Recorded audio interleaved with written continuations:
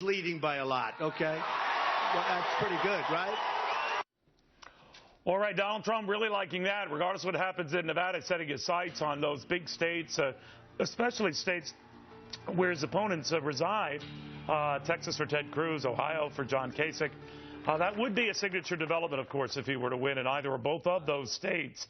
Montel Williams is supporting John Kasich, and he raises an interesting point here. If he beats either in their home state, that would certainly be a body blow, but particularly your guy, Kasich. What do you make of that? Well, Neil, let's make sure we understand exactly what he just said. He said, I'm winning by a lot in Ohio. Well, he's only winning by 5% on a Quinnipiac poll that, and back in October, that poll had him at 23%, and he's risen since October to only 31%. But if you look at John Kasich in that same poll in October, Kasich was sitting at 13%. He's now at 26%. He is still growing where Donald has hit his limit. And that 5% isn't huge. It's within the margin of error, which is only 3.5. Fair enough. But so do you think you think it is good for you with your numbers? But what do you make of that, Montel? That obviously Donald Trump, this would be slaying the two beasts that are threats to him right now. If he can beat Marco Rubio in Florida, as he hopes to do, if he can beat Ted Cruz in Texas, and if he can beat your guy, Governor Kasich in Ohio. Would you, whatever your opinions of the guy, would you say that would be a triple death blow?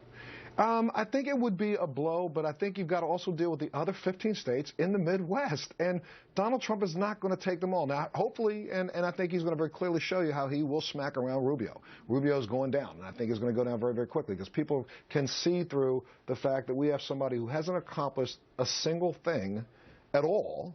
And we see what has happened when you already put a senator in office who was the same level of experience. Well, maybe that's why they're looking at Donald Trump. He's just wrapped things up in Sparks, Nevada right now.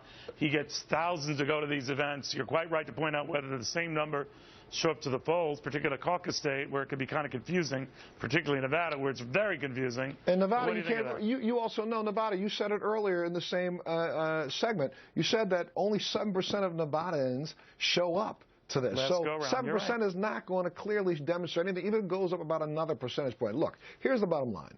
John Kasich is one of the only people in this game that right now is the adult that has accomplished things. He has balanced budgets. He has gotten a definitive portion of the minority vote in Ohio that Donald Trump will never touch.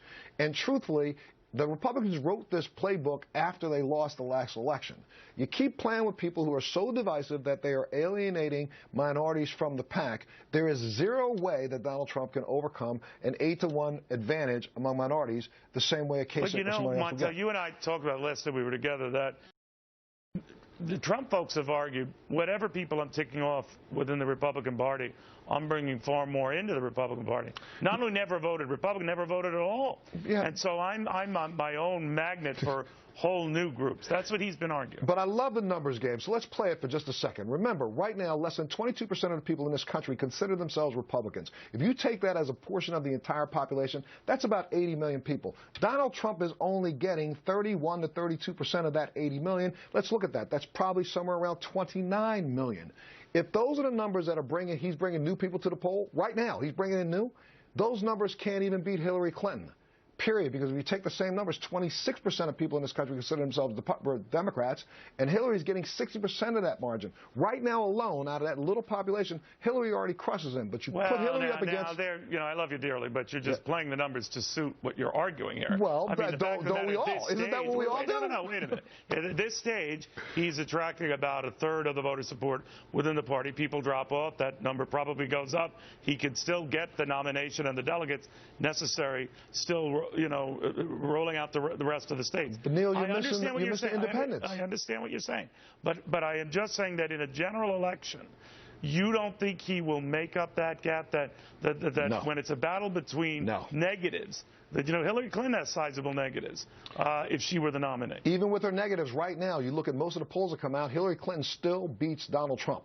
And that's what the Republican Party need to pay attention to. Well, that depends on the poll there, too. Correct. And this poll, the same, you're good at numbers as you are. That would explain your vast wealth.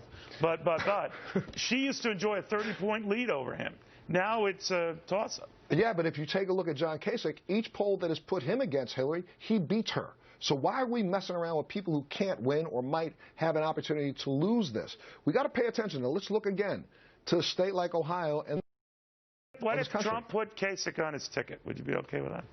Oh, man. What? See how you are? I thought I had you, and you throw that monkey wrench in here. I'm just throwing it out there.